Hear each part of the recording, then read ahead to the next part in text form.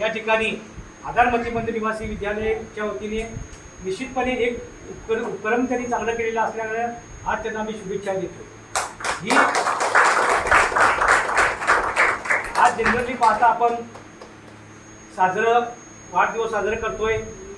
आज आपण सगळे यंग आहात, तर सर्वसाधारणपणे आज चौकात मुलं उभारतात, मुली उभारतात, गाडी घेतात, एखादी स्कूटी घेतात, त्या स्कूटीवर केक ठेवतात आणि चौकात केक कापून सगळ्या तोंडाला एकमेकाला केक वगैरे लावून साजरे करतात. आणि आज पुन्हा जे काही मोठं वैभव दाखवण्याचं जे काम करतात काही लोक मोठमोठी पेपरमध्ये जाहिराती देतात. लाख रुपयाची एक जाहिरात असते. ती जाहिरात किती क्षणापूर्त असती. आपण सकाळी पाहिलो हा वाढदिवस बाजूला टाकून शेवटी ते कचऱ्या कोणी ठेवतो. त्याचं मूळ आहे का त्या 1-1.5 लाखाची जी जाहिरात आहे ही जाहिरात ती लोकांच्या उपयोगी पडली का. तर ज्या पद्धतीने आज कुमारी गवईने जे काही आज उपक्रम करण्याचा प्रयत्न केली की या शाळेसाठी आपल्याला चादर किंवा चटई बेडशीट वगैरे काही लागत असेल तर माझ्या पद्धतीने मी देते असं त्यांनी कबूल केलं होतं त्याप्रमाणे. कारण हे जे आज ही मोलाची काम आहे त्या पेपरच्या 1.5 लाखापेक्षाही हे फार महत्त्वाचं आहे.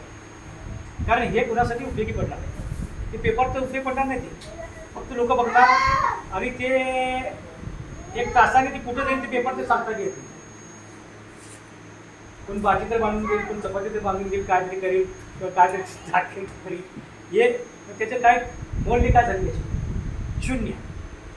आणि त्याचा वाढदिवसाचा काय झाला तो पेपरचा. तर हे जे आज या मुलांसोबत साजरा करून हे केलेलं असतं आज खरोखर त्यांचं मी आधार संस्थेकडून आभार व्यक्त करतोय आणि त्यांना शुभेच्छा देतो. त्यांचं पुढचं वाढदिवसही या ठिकाणी चांगल्या पद्धतीने आपण साजरा करूया. अशा सगळे आपण जे आहात त्या सगळ्यांचाही वाढदिवस आपण इथंच साजरा करूयात चांगल्या पद्धतीने. चांगलं काहीतरी एक सामाजिक बांधिलकी कर. आपण जे आज युवक आहात युवकामध्ये आज जवळजवळ 80% युवक काय करतात काम धंदा आपलं आयुष्य करून भासणं. हा सामाजिक बांधिलकी आपल्याला काय करायचं ही आज लोकांची भावना नाही. कारण काय घरातल्या लोकांची बी भावना हीच आहे की माझ्या घरात शिवाजी नको, माझ्या घरात भगतसिंग नको, शेजारच्या घरात शिवाजी व्हावं, शेजारच्या घरात भगतसिंग व्हावं, पण माझ्या घरात नको. का भगतसिंग वयाच्या 24व्या वर्षी त्यांनी पासावर केलं. त्यांनी आईबापाला सुख दिलं का नाही. शिवाजी महाराज आज रयतेसाठी ते फार मोठं हे केलं परंतु आपल्या स्वतःच्या फॅमिलीकडे लक्ष दिलं का त्यांनी. पण समाजासाठी फार मोठं काम केलं आणि ते आज अमरपणे पण ते आपण आज स्फूर्तीपणे आपण त्याचं नाव घेऊन पण बोलतो. परंतु आज प्रत्येक आई बापाला वाटते माझा मुलगा कमवावं, नोकरी करावं, लग्न करावं आणि संसार करून घरात बसावं. हे काय असलं सामाजिक काम लोकांचं काय उपयोगाचं काय करायचं ते घरात हे करायचं लष्कराच्या भाकरी कोण बाजारात सांगितलं. अशी लोकांची टेंडन्सी आहे. म्हणजे सगळ्याच पालकांची असे आहे म्हणत नाही पण प्रत्येक पालकांची आहे. कारण माझ्या घरात ते नको. आज जो बी क्रांतिकारक झालेला आहे त्या क्रांतिकारकाच्या घरामध्ये जे आईबापाला वाटत असते माझा मुलगा संसार केला असता हे केला असता मला माझ्या म्हातारपणी मला सांभाळला असतं किती बरं झालं असतं. पण तो वयाच्या मध्येच तो आम्हाला सोडून गेला. ते एक दुखणं आहे. परंतु त्या पाठीमागं त्याचा जे क्रांतिकारकची त्याची भूमिका होती ती भूमिका फार देशाला आणि जगाला त्याची हे करण्याची गोष्ट. अशा पद्धतीने आपण ते करतोय. त्यामुळं सगळ्या युवकांचं भगिनींच्या माझ्या युवक बहिणीच्या सगळ्यांचं मी हे वेळ होतो की आपण खरोखरच एक चांगलं एम घेऊन आपण कामाला लागलेलो आहात. हे पेटलेलं जे मशाल जे आहे हे मशाल तुम्ही थांबवू नका. आज माझ्या भगिनीचं उद्या लग्न होईल ते परगावी जाईल इथे देखील एक सामाजिक बांधिलकी. आणि तुम्ही पूर्णपणे 100% तुम्ही काम करू नका. एक 20% काम करा. 20% आपण सहज विचार केला पाहिजे की आपण समाजाचं काहीतरी केलं आहोत. कारण हे जे पोरं जे आहेत इथलं म्हणतो कुठे हे मतीमध्ये यांना काही समजत नाही, काहीच होत नाही. यांना शिशू समजत नाही, काय नाही, किती खातो ते समजत नाही काय. अशा पोरांचं हे खरोखरच हे देवाचे अंश आहे. कारण म्हणतो आपण जे हुशार असतं जे काय ते डोकं चालवतोय असं तसं युवती छत्तीपंच ह्या पोरांकडे काही छत्तीपंच नसतं काय नाही रँक पूर्णपणे रिकामी लोक असतं रिकामी आपण काय सांगितलं ते करत असतो. तर हे खरोखरच जे आपण देवाला जाऊन मंदिरात जाऊन नारळ बिरळ बोलून नवस करतो या नवसापेक्षा हे नवस फार मोठं हे खरोखर त्याच्यातले जमिनीवरचे या तलावरचे हे देव आहे यांची आपण सेवा केली. आज या सेवा करत असताना मला तिथे फार अडचणी झाल्या. मी 2006ला संघटना स्थापन केली. MD पर्यंत विद्यार्थी चळवळीत काम करत होतो. ऑल इंडिया स्टुडंट फेडरेशनची जी स्थापन केली भगतसिंगांनी स्थापन केलेली संघटना देशातली पहिली विद्यार्थी संघटना. त्यानंतर विद्यार्थी संघटना झाली. या संघटनेचा मी जिल्ह्याचा अध्यक्ष होतो. नंतर त्यावेळेस आमच्यावेळेस विद्यापीठ कोल्हापूर विद्यापीठ होतं. त्या कोल्हापूर विद्यापीठाचं मी निमंत्रण होतो. असं काम करत असताना त्यावेळेस विद्यार्थी चळवळीनंतर युवक चळवळीत काम करत होतो. त्या युवक चळवळीत काम करत असताना मी गोंगडे वस्ती या ठिकाणी गेलो होतो. त्या गोंगडे वस्ती ठिकाणी एक शिसूमध्ये कुटलेला होता मुलगा मती म्हणून होता. त्याच्या आई विडीवर बसली ती मला. मी त्यावेळेस त्या माऊलीने म्हटलं की हा मुलगा शिसूमध्ये बसलेला आहे याला स्वच्छ करा. त्या माऊलीने म्हटलं की हा दिवसातून 10 वेळा करतो. मग मी याला स्वच्छ करत बसले तर माझे अजून 2 मुले ते रात्री उपाशी कारण सत्य परिस्थिती. आज पूर्व भागामध्ये वगैरे पाहिलं कारण आज पुरुषांकडे काम नाही. आज इंडस्ट्री सगळे सोलापुरातले पॉवर येऊन चाकर फॅक्टरी सगळे बंद होत चालते. आज महिला जे बिडी वळतात त्या बिडीवर त्यांचं घर चालतं ही आज सगळी परिस्थिती. त्या माऊलीने म्हणले की मला त्याला करत बसले तर माझे संध्याकाळी चूल चालतात आणि माझे 2 पोरं संध्याकाळी फाशी होते. म्हणजे आम्ही सरळ कुटुंबच त्यावेळेस मला जाणवलं की या सगळ्या परिस्थिती आणि मी कालांतराने मी जरा व्यवस्थित जरा युवक चळवळ संपर्काने मी व्यवस्थित सगळं झालो. तेव्हाच माझ्या त्या मनात हिमलेलं होतं की आपण या पोराचं आपण त्याचे करायचं. आम्ही सुरुवातीला 4-5 पोरं घेऊन सुरुवात केली. करत असताना पोरं वाढत गेले आणि माझ्याकडे आता काही सोलापुरातले प्रतिबंध शाळा वगैरे आहेत ते सगळं फ्री माहिती मला माहितीच असेल की आपल्याकडे सगळे रस्ते घातले याची परिस्थिती नाही आहे जे 5 रुपये त्यामध्ये देऊ शकत नाही असले पोरं आपल्याला त्याचा आपण समजा. आणि हे करत असताना की सुरुवातीला 5-6 पोरं आपण घेऊन सुरुवात केली. नंतर कालांतराने वाढत गेल्यानंतर मग आम्ही त्याला सगळं आणून त्यांना ठेवून हे करत होतो. मग त्यावेळेस मॅडमने ठरवलं की आपण यांना सांभाळला चाललो आहे पण यांना आपण नॉलेज आणि शिक्षण दिलं पाहिजे. पण त्यासाठी मॅडम स्वतः यांचं स्पेशल DED आणि BEd असतं. हे आपण जनरली आपण नॉर्मलचे जे DED असतात आपण शिकवतो आपले शिक्षक होते जे शिकवत होते आपल्याला तो DED आणि BEd तो वेगळा असतो आणि हा DED BEd जो आहे हा वेगळा असतो.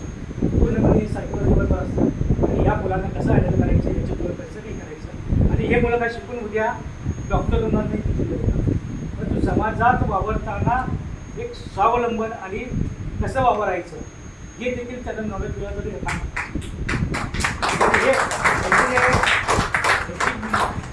हे जी आहे शॉर्ट मेमरी असते. शॉर्ट मेमरी आज शिकवलं तेवढंच लक्षात राहतं उद्या पुन्हा ते विसरून जातात. त्यामुळे त्यांना कायमचं काय लक्षात नाही. आपण शिकवलेलं पूर्णपणे त्यांना आपलं एज्युकेशन जे आहे एज्युकेशन आपल्याला त्यांना टॉयलेटला जायचं टॉयलेट कसं करायचं बटन कसं काढायचं जीभ कसं वळायचं ते जीभ वळवायचं कसं ह्यापासून शिकवलं म्हणजे समाजात त्यांना एक जगण्याचं एक साधन आणि जगण्याचं त्यांना हे निर्माण करायचं आपल्या ह्या शिकवणी. साधं एक ब्रश आपण दात घासायचं असेल तर त्या पेस्टचं जे काढायचं ते टास्क आहे तो प्रकार आज तो शिकवले.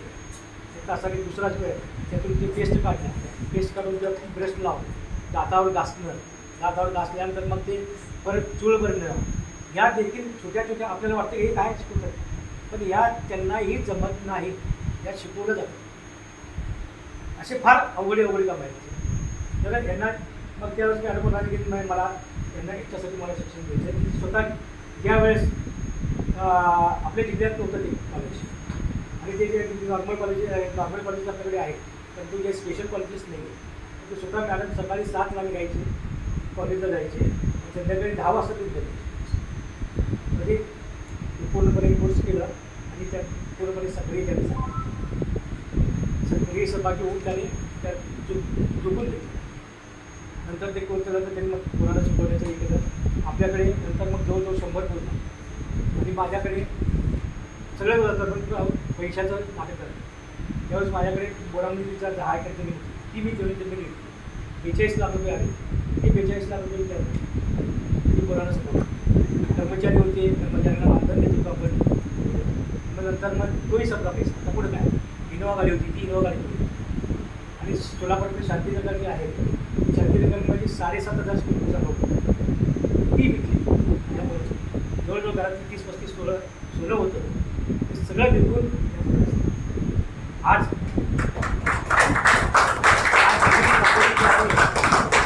प्रॉपर्टी माझ्या हातातून गेली असती, पण काही जाणकार माझे मित्र होते ते म्हणजे हात लावायचं नाही.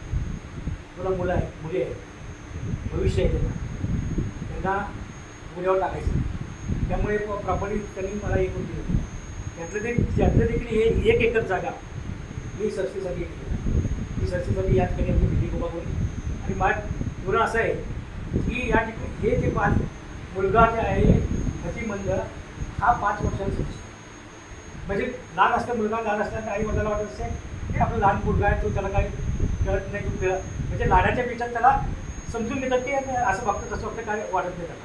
पण ज्यावेळेस शाळेला घालायचा प्रसंग घेतो त्यावेळेस ते तिथं ते टेस्ट होतं किंवा त्यावेळेस ते शिक्षक सांगतात की हा वेगळं आहे, हे विशेष मुलगा आहे. पण त्यावेळेस म्हणतात त्यावेळेस ते पोराची सर्टिफिकेट काढलं.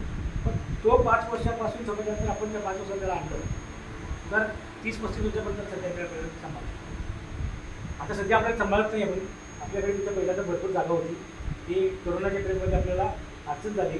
काही लोक आपल्याला पालन दिले होते, पण तिथं आले, त्यांना आपण ती जागा दिली. त्या जागा कमी पण नसले पण आपण इथं नियोजन करायचं प्रयत्न करूया. आता काही पुढे असं बांधकाम वगैरे करून आपल्याला इथं त्यांचं राहणं कामे करायचं. तर हे 5 वर्षात समजण्याचं पोरं ते आपल्याकडे 20-25 वर्ष 35 वर्षापर्यंत आपल्याकडे. मग 35 वर्षानंतर या मुलाची अवस्था काय करणार सांगा मला. हा मुलगा 35 वर्षाचा झाला, पुढं काय त्याचे आई वडील असतील. निसर्गाचा नियमच ह्याचं वय वाढल्यानंतर त्या ऑटोमॅटिक आई वडिलांचं वय वाढतं. जोपर्यंत ते असतील त्या नसतील शाश्वत. बहीण भाऊ असतील, बहिणीची इच्छा असतील माझ्या भावाला किंवा माझ्या बहिणीला माझ्या घराला, परंतु प्रत्यक्षात त्याचा भाऊजी ते ॲक्सेप्ट करणार नाही.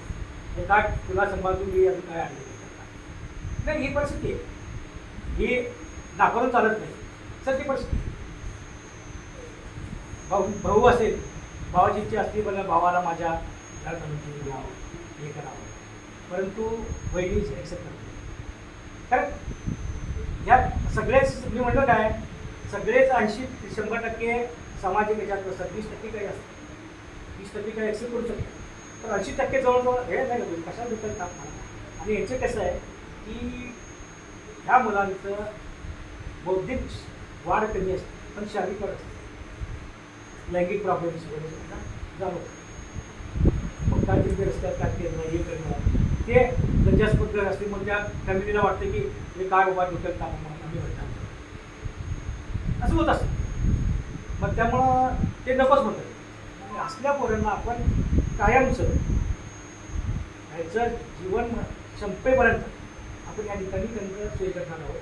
ते कायम ते रात्रीतच त्यांचं ते पुढचं जे क्रिया जे असेल काय झालं पाहिजे हे देखील आपण करायचं. या सगळ्या गोष्टी करत असताना माझा चिरंजीव, माझी मुलगी, हे सगळे हे जे आहेत त्यात त्यांनी तुम्ही करायला नापेट माझा काय करायचं आहे, तुम्ही समाज करायचं, तुमची अवस्था असं काय हे देखील झोपून ते बी.एड झाला तू मार्च.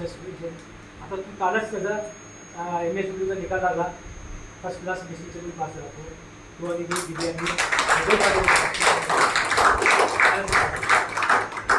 म्हणजे एक काम करत असताना आपण एक ह्याच्यातून देखील आपलं डिग्री असली पाहिजे सोशल वर्क म्हणून. MSW master of social work जे आहे ते योग्य केले, त्याच्यानंतर ते आज हे देखील झुकून गेलेले या समाजाचे काम करतात. आज माझी सध्या मी करतोय, परंतु मला देखील आता शारीरिक जरा अडचणी निर्माण झालेल्या गेल्याच 5-6 महिन्यापूर्वी माझा हार्टचं ऑपरेशन झाला. त्यामुळे जे काही मला जोम होता, जी ताकद होती ती आज कधी पण चालली. पण हे आज उभा करतायत ते चाललेलं आहे. त्यात तुमच्या सगळ्यांचं देखील सहकार्य लागणार. तुम्ही देखील आपली संस्था पण समजून काय गेलात तर निश्चितपणे आपण एक मोठं उभं करू, फार मोठं उभं हे होणार. आपल्याला इतकं मोठी होणार नाही. आपल्याला या ठिकाणी ज्या मुलांनी आई बापाला बघितलं असेल, सोडलं असेल, की रस्त्यावर वळत असेल, त्या वृद्धांसाठी देखील आपण ते आधार करणार. हे जे आधार केंद्र जे होणार आहे आपलं फार मोठं होणार आहे. आज तुम्ही आपण हे आज रोपटं लावलेलं आहोत, हे रोपटं भविष्यात फार मोठं होणार आहे. याच्यासाठी तुमचा देखील योगदान मला पाहिजे आहे. कारण सामाजिक बांधिलकी म्हणून तुम्ही जे जगताय त्यात तुमचा देखील थोडा बहुत हात लागला तर निश्चितपणे आपण एक मोठं वृक्ष निर्माण करू. या वृक्षाचं तुम्ही देखील भागीदार होणार आहे. तुम्हाला देखील आनंद वाटेल की हे आधी उभं. आता तुम्हाला माझं मी उदाहरण सांगतो मी की ITI मी विद्यार्थी चळवळीत काम करत असताना आज ITI जे आहे विजापूरमध्ये, त्या ITI मधल्या विद्यार्थ्यांचं आंदोलन माझ्याकडे होते. मी त्यावेळेस सांगितलं तर त्या आंदोलनासाठी त्या पोराच्या अक्षरशः गरीब पोरं असायची, बाहेरची लोकं यायचे. ते बाहेरची लोकं येऊन तर राहायला सोय नसायची त्याची, ते कुठे जायचे इकडे. पण त्यावेळेसाठी हॉस्टेलसाठी मागणी केली. हॉस्टेल मागणी केलं तर हॉस्टेल तयार झाला. हॉस्टेल तयार झाल्यानंतर हॉस्टेल तयार झाल्यानंतर मग पुन्हा तिथं मग ते PWD वाल्यांनी त्यांनी पाण्याची सोय वगैरे काय करत होती. मग आम्ही आव्हान केलं त्यावेळेस की PWD वाल्यांनी पाण्याची सोय केली नाही तर 3 दिवसामध्ये आम्ही रेस्ट हाऊस, समाज PWDचं रेस्ट हाऊस आहे, यात आमचे सगळे ITIचे विद्यार्थी तिथं मुक्काम करतात. आव्हान केलं कलेक्टरांनी निवेदन दिलं, त्यावेळेस मोर्चा काढली. तेव्हा सांगितलं जर तुम्हाला 3 दिवसानंतर तिथं पाण्याची सगळे युद्ध पातळीवर काम करून ते पाण्याची सोय करून सगळं करून ते चालू केलं. आज देखील आम्ही तिथे गेलो, तिथे आजच्या विद्यार्थ्यांना माहिती नसेल की हे केले, पण तू ते बघितलं तर आम्हाला आनंद वाटतो हे आपण केलेलं आहे. आज ती सुख आणि आत्मिक समाधान जे आहे ते खरोखर इतकं आनंद वाटते. तिथं आम्ही गेलो. आता त्या कर्मचारी मी तिथे नवीन आलेले सगळे आहेत, पण त्यांना माहिती नसते हे ह्या व्यक्तीने केलेलं आहे. परंतु आम्ही तिथे गेल्यानंतर अक्षरशः वाटते की आनंद वाटते की हे आपण केलेलं आहे. अभिमान वाटते आम्हाला. वसुंधरा मॅडम देखील त्यावेळेस विद्यार्थी चळवळीत काम करत असताना होते. त्या फार मोठं आमचं आंदोलन होतं. त्यावेळेस त्या विद्यार्थी सेनेत होते. आम्ही आपलं सॉरी न्यायसेफ मध्ये होतो. त्यावेळेस त्या सुट्टीनं आम्ही तिथे काही विद्यार्थी प्रश्न आज ते असं समाजात तुम्हालाही वाटलं पाहिजे. तुम्ही उद्या तुमची मुलं झाले किंवा नातवड झाले ते सांगा हे आम्ही हे आमचं आहे असे अधिकाऱ्यांनी तुम्ही बोलत पाहिजे. असं निश्चितपणे तुम्ही आज खरोखर तुमचं योग आणि तुमचं जे काम करता येईल त्या कामाचं मी कौतुक करतो. जेवढं कौतुक करेल तेवढं